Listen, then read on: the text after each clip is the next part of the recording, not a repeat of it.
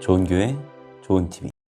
예수님께서 많은 사람들에게 병을 고치고 또 복음을 전하시는 이러한 사역을 하실 때에 사람들은 세 가지의 반응이 있습니다. 먼저는 예수님의 말씀을 믿는 자들이었고요. 두 번째 반응은 예수님의 이 놀라운 일들에 놀라기만 했던 사람들이죠. 마지막으로 예수님을 따라다니며 비난했던 사람들이 있습니다. 오늘 말씀에 세 부류의 사람들이 다 나오네요. 오늘 말씀을 통하여 우리가 예수님께 어떠한 반응을 보여야 할지 함께 은혜 나누고자 합니다.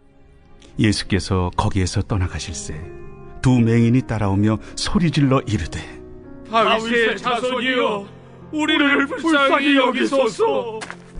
예수께서 집에 들어가시매 맹인들이 그에게 나아오거늘 예수께서 이르시되 내가 능히 이 일 할 줄을 믿느냐? 주여 그러하오이다. 이에 예수께서 그들의 눈을 만지시며 이르시되 너희 믿음대로 되라. 하시니 그 눈들이 밝아진지라. 예수께서 엄히 경고하시되 삼가 아무에게도 알리지 말라. 하셨으나 그들이 나가서 예수의 소문을 그 온 땅에 퍼뜨리니라.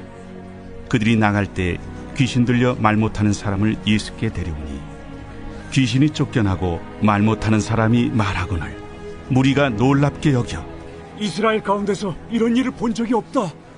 바리새인들은 이르되 그가 귀신의 왕을 의지하여 귀신을 쫓아낸다. 예수께서 모든 도시와 마을에 두루 다니사 그들의 회당에서 가르치시며 천국 복음을 전파하시며 모든 병과 모든 약한 것을 고치시니라. 무리를 보시고 불쌍히 여기시니 이는 그들이 목자 없는 양과 같이 고생하며 기진함이라. 이에 제자들에게 추수할 것은 많되 일꾼이 적으니 그러므로 추수하는 주인에게 청하여 추수할 일꾼들을 보내주소서 하라. 예수님께서 한 관리의 딸을 살려주신 후에 그곳을 떠나 가셨습니다. 그러자 두 맹인이 예수님을 따라오면서 이렇게 소리 지르네요. 다윗의 자손이여 우리를 불쌍히 여기소서. 다윗의 자손이라는 말은 메시아라는 말씀입니다. 그러니까 이 두 맹인은 예수님을 본 적은 없지만 예수님에 대한 소문을 듣고 이분이야말로 정말 메시아라는 사실을 믿게 된 것 같아요. 그러자 우리를 불쌍히 여기소서 하며 예수님을 따라갑니다. 사실 우리가 어제 살펴보았던 요한의 제자들과 바리새인들이 금식했던 이유는 우리를 불쌍히 여겨달라는 구원의 요청입니다. 그러니까 지금 이 세상에서 고난받고 있는 자신들을 불쌍히 여겨주셔서 메시아를 보내달라고 금식하는 것이죠. 그런데 그 예수님께서 오셨잖아요. 신랑 되신 예수님께서 오셨는데 그들은 계속해서 금식을 하고 있었습니다. 그런데 오늘 말씀을 보니까 이 두 맹인은 그 메시아이신 예수님을 믿었다라는 것이에요. 그리고 그 예수님께 자신들을 불쌍히 여겨달라고 외치고 있습니다. 그런데 예수님께서 한 집에 들어가십니다. 그러자 맹인들이 그 예수님께 나아오는데요. 예수님께서 이렇게 말씀하시네요. 예수께서 이르시되 내가 능히 이 일 할 줄을 믿느냐? 대답하되 주여 그러하오이다 하니 예수님께서 자신이 맹인들의 눈을 뜨게 하실 줄 믿느냐라고 물어봤더니 그들이 그렇습니다 라고 대답을 합니다. 이 맹인들이 예수님이 자신들을 구원할 메시아라는 사실을 확신하고 있네요. 그러자 예수님께서 이 맹인들의 눈을 만지시며 이렇게 말씀하십니다. 너희 믿음대로 되라. 이번에도 예수님께서는 자신이 메시아이심을 믿고 따라온 이 맹인들에게 그들의 믿음을 통하여 고쳐주셨다라고 말씀하시네요. 이 말씀을 통해서 우리가 하나님께 어떻게 기도해야 될지 분명한 것 같아요. 우리 하나님께서 우리의 기도에 반드시 응답하실 것을 믿고 믿음으로 구해야 한다라는 것을 우리가 알 수가 있습니다. 이들의 믿음이 무엇이었나요? 30절 말씀이네요. 그 눈들이 밝아진지라 예수께서 엄히 경고하시되 삼가 아무에게도 알리지 말라 하셨으나 그들이 나가서 예수의 소문을 그 온 땅에 퍼뜨리니라. 믿음대로 되라 말씀하셨는데 그 눈들이 밝아졌습니다. 그러니까 이 맹인들은 메시아이신 예수님께서 자신들의 눈을 밝게 만들어 주실 것을 믿었던 거네요. 앞을 보지 못하는 맹인들입니다. 그런데 그들은 믿음의 눈으로 예수님께서 메시아이심을 너무나 분명하게 보고 있었네요. 그런데 예수님께서는 엄히 경고하시며 아무에게도 이 사실을 알리지 말라 말씀을 하십니다. 왜냐하면 아직 때가 이르지 않았기 때문이죠. 지금 예수님께서 사역하시는 가운데 어떠한 사람들이 따라다닙니까? 예수님을 믿는 제자들도 있지만 예수님의 이 놀라운 사역을 구경하기 위해 따라다니는 무리들도 있고요. 무엇보다 예수님의 흠을 잡아서 예수님을 고발하고 죽이려 하는 서기관과 바리새인과 같은 사람들도 있었죠. 그래서 예수님께서는 자신의 때를 기다리고 계셨습니다. 하지만 이 복음이 감춰지지가 않아요. 이 소문이 온 땅에 퍼지게 됩니다. 32절 말씀 보니까요. 이 맹인들이 나갈 때에 귀신 들려서 말 못하는 사람을 예수님께 누군가 데려옵니다. 그러자 예수님께서 33절 말씀에 귀신을 쫓아내시죠. 그러자 말 못하는 사람이 말하기 시작합니다. 엘리사 선지자도 눈먼 자를 고치거나 말 못하는 사람을 고쳐준 적은 없어요. 그런데 예수님께서 이 일들을 행하시는 거죠. 그랬더니 무리들이 놀랍게 여깁니다. 그러면서 이스라엘 가운데서 이런 일을 본 적이 없다 말을 하는 것이죠. 이 33절 말씀에 무리들이 나오네요. 이 일들을 바라보며 이분이 정말 메시아다라고 말하는 것이 아니라 놀랍게 여기면서 어떻게 이런 일이 일어날까?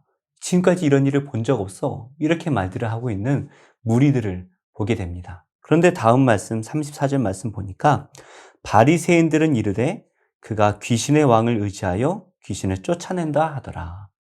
똑같은 사건입니다. 맹인이 고침을 받았고요. 말 못하는 사람이 말을 하게 되었습니다. 이 일들을 놓고 이 맹인과 말 못하는 사람을 데려왔던 이 사람은 예수님이 메시아이심을 분명히 믿었지만 무리들은 놀라기만 하고요. 이 바리새인들은 예수님을 비난하기 시작을 합니다. 귀신의 왕을 불러내서 귀신을 내쫓았다라고 말하죠. 참 말도 안 되는 비난이죠. 어제 우리가 살펴보았던 예수님의 말씀이 생각나네요. 생배 조각을 헌옷에 기우면 어떻게 됩니까? 그 해짐이 더한다라고 말씀하셨죠. 바로 이 복음을 전하시는 예수님을 이 바리새인들이 바라보니까 예수님을 죽이려 한, 예수님을 비난하고 나중에는 예수님을 죽이려 하죠. 맹인은 보지 않고도 예수님을 믿었습니다. 그런데 이 바리새인들은 눈으로 이 놀라운 일들을 보면서도 예수님을 믿지 않고 거부하며 비난하네요. 35절 말씀입니다. 예수께서 모든 도시와 마을에 두루 다니사 그들의 회당에서 가르치시며 천국 복음을 전파하시며 모든 병과 모든 약한 것을 고치시니라. 예수님의 사역이 어떠한 사역이었는지 말씀이 나오네요. 예수님께서 모든 도시와 마을을 두루 다니셨다라고 말씀하십니다. 그리고 그 회당에 가서 하나님 나라의 말씀을 가르치셨고요. 또 천국 복음을 전파하셨고요. 모든 병과 모든 약한 것을 고쳐주셨습니다. 이것이 예수님의 사역이었어요. 정말 많은 사역들을 바쁘게 힘들게 행하셨네요. 왜 이렇게 예수님께서 힘든 일정들을 소화해내셨나요? 36절 말씀입니다. 무리를 보시고 불쌍히 여기시니 이는 그들이 목자 없는 양과 같이 고생하며 기진함이라. 예수님께서 무리를 보시고 불쌍히 여기셨다라고 말씀하십니다. 왜 그러셨나요? 예수님께서는 이 이스라엘 백성들을 불쌍히 여기셨다는 거예요. 바다에 빠져 허우적거리듯 이 죄악된 세상 속에서 죽어가는 자신의 백성들을 바라보며 불쌍히 여겨주십니다. 그래서 목자 없는 양처럼 고생하며 기진하며 살아가는 이 이스라엘 백성들을 바라보셨다는 것이죠. 우리의 모습은 어떤가요? 우리 또한 이 죄악된 세상 속에서 이렇게 살아가고 있지 않습니까?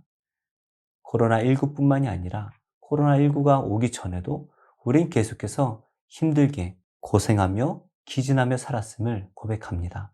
여기서 해방될 수 있는 유일한 길이 있다면 목자이신 예수님을 만나는 것이죠. 우리를 천국으로 인도하시는 메시아이신 예수님을 만날 때에 우리는 이 죄악된 세상에서 벗어나 하나님 나라의 복된 자녀가 되는 것입니다. 그런데 예수님께서 37절, 38절에 이렇게 말씀하십니다. 이에 제자들에게 이르시되 추수할 것은 많되 일꾼이 적으니 그러므로 추수하는 주인에게 청하여 추수할 일꾼들을 보내주소서 하라 하시니라. 예수님께서는 추수할 때가 가까이 왔다라는 것을 알고 계셨습니다. 즉 마지막 때가 가까이 왔음을 알고 계시죠. 그러니까 하나님 나라가 이미 도래했다라는 것은 마지막 날도 가까이 왔다라는 것을 말씀하는 것인데요. 그런데 이 다급한 시기 가운데 추수할 일꾼이 적다라고 말씀을 하십니다. 이 예수님이 다 하지 못하신 사역, 누가 해야 되는 걸까요? 바로 남겨진 제자들이 감당해야 할 사역들입니다. 바로 이 제자들이 35절 말씀처럼 모든 도시와 마을에 두루 다녀야 되고요. 그들의 회당에서 가르쳐야 하고요. 천국 복음을 전파해야 하고요. 모든 병과 모든 약한 것을 고쳐야 하는 것입니다. 그래서 예수님께서는 제자를 부르셨고 우리들을 제자로 부르시며 나를 따라오라 말씀하시는 것이죠. 바로 우리가 마지막 때에 제자가 되어야 하는 것입니다. 말씀의 결론을 맺겠습니다. 우리를 불쌍히 여기소서라고 간구하였던 이 맹인들을 예수님께서는 그들의 믿음대로 고쳐주시죠. 우리를 불쌍히 여기시는 그 예수님께서 우리가 목자 없는 양처럼 고생하며 기진하며 살아가는 모습들을 안타까워하십니다. 우리가 이 세상에 억눌려 살아갈 것이 아니라 맹인들처럼 예수님을 믿음으로 붙들고 따라가며 고침받는 믿음의 사람들이 되어야 할 것입니다. 오늘 하루 우리 앞에 놓여진 이 모든 상황 속에서 예수님의 믿음으로 붙듦으로 승리하시는 우리 모든 성도님들이 되시기를 예수님의 이름으로 축복합니다.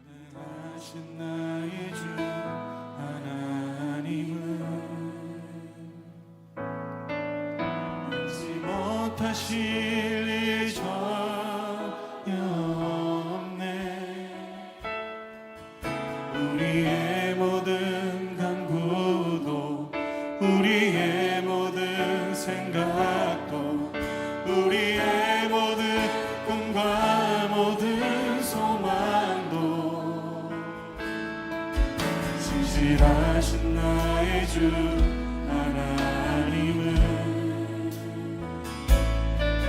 우리의 모든 괴로움 바꿀 수 있네. 불가능한 일을 행하시고 죽은 자를 일으키시니 그를 이길 자 아무도 없네. 주의 말씀 의지하여 깊은 곳에 금을 던져 오늘 그가 놀라운 일을 이루시는 것 보라. 주의 말씀 의지하여 믿음으로 금을 던져 믿는 자에게 끊지 못하겠네. 우리 다시 한번 이 고백하며 나아갈 때 주님, 우리의 믿음의 눈을 들어 우리의 삶에 역사하시는 주님의 일하심을 보게 하여 주시옵소서. 내 삶의 문제나 내 상황이 아니라 내 삶 속에 일하시는 주님의 뜻과 계획하심 앞에 나의 시선과 나의 마음을 하나님 고정할 수 있도록 하나님 내 마음을 붙들어 주시옵소서. 우리 함께 믿음으로 고백하며 나아갈 때 우리 자매님들이 먼저 고백하며 나아갔으면 좋겠습니다. 전능하신 나의 주 하나님, 전능하신 나의 주 하나님은 능치 못하실 일 전혀 없네. 우리의 모든 간구도 우리의 모든 생각도 우리의 모든 꿈과 모든 소망 우리 형제님들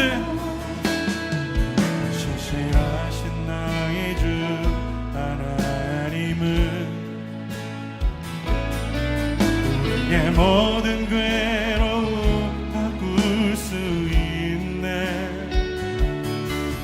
불가능한 일 행하시고 죽은 자를 일으키신 그를 이길 자 아무도.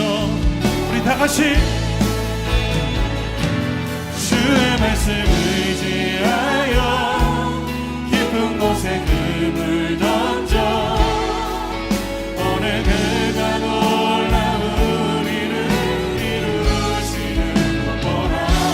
주의 말씀 의지하여 믿음으로 금을 던져 믿는 자에게 주 말씀 의지하여.